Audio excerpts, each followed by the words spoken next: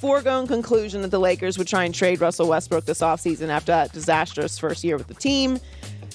But as the Lakers saga continues, a new report indicates they are still looking at the real possibility of keeping him on their roster next season. According to Sam Amick of The Athletic, the Lakers are asking coaching candidates how they would utilize Westbrook during their interviews. Come on. And it's being perceived that maximizing Westbrook next season would be a very important part of the job. Can you imagine? You want this job. The key to you getting it is telling us how this odd player who's eroding, how do you make him work? Well, there's not a whole lot of candidates that are stirring the pot when it comes to this job to begin with. Like, there's no one that I've been like, yeah, that's a great replacement over Frank Vogel. Nobody. So, I mean, listen, I obviously fired Frank Vogel. They're not moving back off of that. That's done. But if you were going to do that, you would imagine it'd be for someone that was just like, wow, like that is an incredible hire. Here's what I'd say. How do I get more out of him? Ask him to go to a therapist and have some self-awareness and realize he's a shot fighter and he is a complimentary player off the bench. That's how I would fix Russell Westbrook. Therapy. Well, $47.1 million if he stays there next season is not a whole lot of juice. You can't coach self-awareness. No, I don't think this is a good job. Despite the fact that they may keep Westbrook or not, you have to manage Anthony Davis's health, which has been a conversation for years. LeBron obviously had an unbelievable season, but how much is that is sustainable as well? You don't have any other role players or real moves you can make. So bad. What are you really doing here if you're the Lakers? And it's just a lot. So the Suns had championship aspirations, obviously, but their season came to a screeching halt with a blowout loss to the Mavs in Game 7. I don't even know if blowout. It was one of the worst losses I've ever seen in playoff history. Afterwards, the organization released an open letter to fans and thanked them for their support this season. It read in part, "For 3 straight seasons, we have been raising the bar on expectations and accomplishments that wouldn't have been possible without the incredible support from the best fans in the NBA. With greater success and expectation comes deeper disappointment. Just know we all share in it, and our organization won't be satisfied until we bring an NBA championship to the Valley." Well, I mean, it was a bad loss. Was it release a letter loss? I don't know if it was, but it was pretty bad. Yeah, it was a pretty colossal collapse. Chris Paul and Devin Booker obviously are the ones that you're going to point to, as you should. They're the stars, a Hall of Famer, and someone that we've argued for a long time would be in the superstar conversation in Devin Booker. So you can't collapse like that in a Game 7. They had no juice, no energy. They couldn't get anything done. And despite how great Luka has been, Luka's one guy. You're the best team in the league. You should be able to do something defensively with everyone else on the court. Yeah. I mean, if you just say, you know what, whatever Luka gets, Luka's going to get. 42 a night, he gets what he gets. He's going to get what he gets. But nobody else is going to give us problems. If that's the mentality you go in, I don't know that, well, obviously they don't get blown out, but I don't know that they lose this game.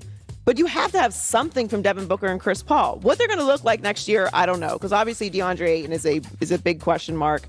What they're going to do with him. His rookie deal expires this season. And they've gotten a lot out of DeAndre Ayton, and the league's not really built for, I mean, he's not really a vital, you don't want, DeAndre Ayton's issue is, and this is Phoenix's issue as a whole, is that if they trail late, they're not a team that can catch up. They don't shoot threes, so they kind of got to play downhill. Now, in the regular season, what they did, they fooled us a little bit. They fooled me, is that they play their starters. They don't do load management in Phoenix. They play their starters. And in a lot of nights, they had all 5 starters, and they'd be playing against a team with 3 of its starters. Right. And so they got leads. They play hard. And in the playoffs, everybody's got their starters, and you don't play with big leads. And what you saw is when they trailed late, DeAndre Ayton becomes really less valuable, less vital. You can't, and then as a coaching staff, you feel the pressure to play him.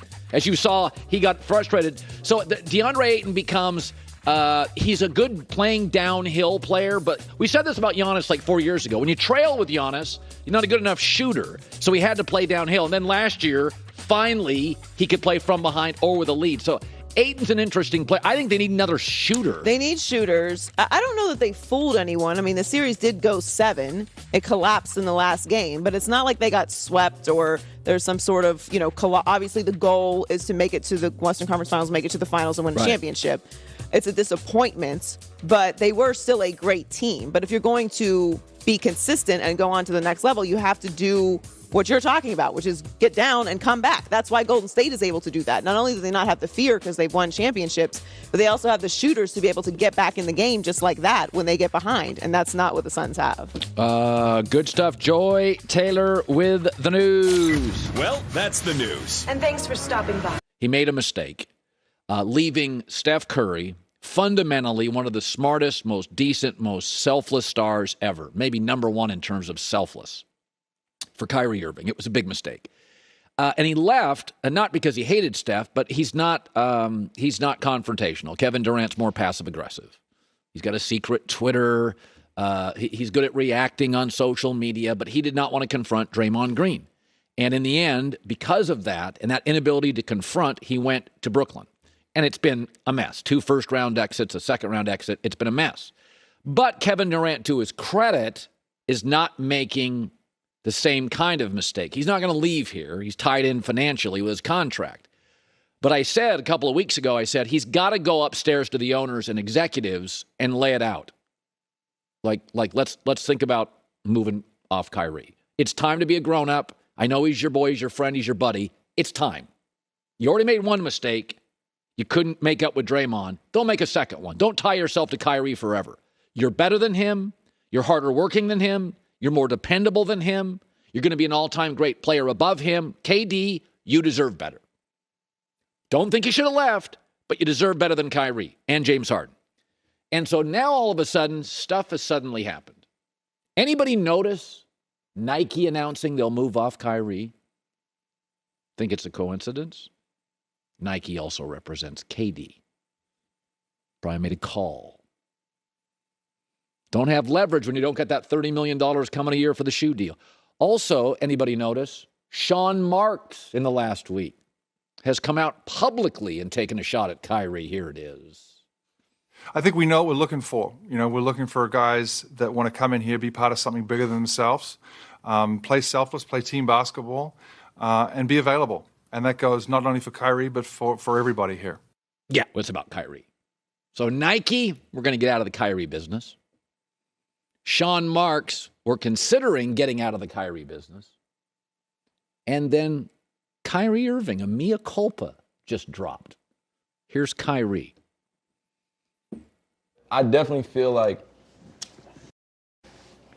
I was in the same maturity level I am now and understanding who I am. And I look back on that time then, we definitely would have won more championships together because there would have been a better man-to-man understanding about what I'm going through. I didn't know how to share my emotions. I didn't know how to, I didn't know how to do that. So instead of sharing, I isolated myself. And I just started pouring myself more into the game of basketball. And I had one of my better seasons, but I wasn't connecting with everybody as much during our championship year. Well, you're not exactly doing a great job of that now, but nonetheless, he was willing to go out and say that. But all these things bunched up in a week. Nike, we're going to get out of the Kyrie business. They have a relationship with KD. Sean Marks, we're looking for potentially players who are more committed. And Kyrie now coming out and acknowledging, I've had my issues too. This is exactly what should have happened. These are all KD approved. KD needs to hold people accountable. I just finished a great book on the Lakers, Phil, Kobe, and Shaq.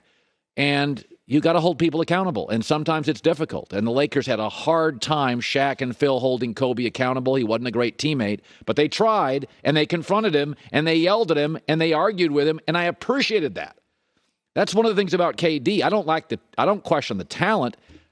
I question the commitment to be confrontational with teammates, to go up and say, get vaxxed, be available, play defense, be a better teammate, be more dependable. Kevin Durant has earned the right as one of the game's great players in the last 25 years. He has earned the right to have a great teammate. Because we went and looked this up this morning, and the winning percentages, the titles, the NBA All-Stars, across the board, it's almost even. They both win about 55% of their games. They both have had 35 All-Star appearances. But one has 3 titles and one has 1 title. And, of course, there's a reason for that. And his name is Dwayne Wade. And Boston's been searching for their Dwayne Wade. It's never been a great free agent hub. NBA players, given the choice of the weather in Miami, the taxes or lack thereof, the aqua water, have historically, whether it's Gary Payton, whether it's LeBron, Chris Bosh, whether it's Shaq, people choose Miami generally over time. Pat Riley's also been one of the great architects in American professional sports history. But Boston, I believe, now has their Dwayne Wade.